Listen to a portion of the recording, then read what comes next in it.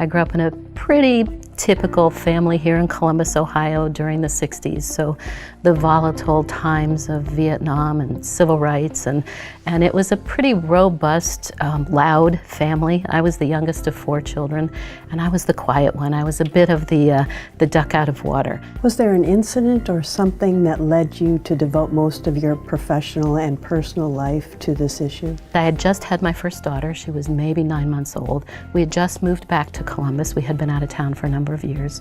And there was an incidence of horrendous abuse and a child death in this city.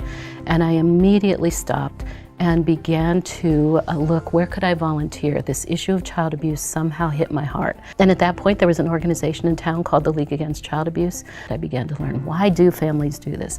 How can we overcome this? What can we do for these children? And I learned that first as a volunteer, and then that began to move into staff positions. I also had the opportunity to move to the Court-Appointed Special Advocate Program of Columbus, the CASA program, as the executive director. And it really moved me from prevention to intervention. One of my board members at CASA at that time was also a board member here at the Dave Thomas Foundation for Adoption. And when there was a leadership change, I was recruited. The Dave Thomas Foundation for Adoption is a national, nonprofit, public charity. Our mission is to dramatically increase the adoptions of children in North America's foster care systems. The organization was founded by Dave Thomas, who was adopted. You know, the program that I'm most honored to have been associated with and most proud of here at the foundation is called the Wendy's Wonderful Kids program.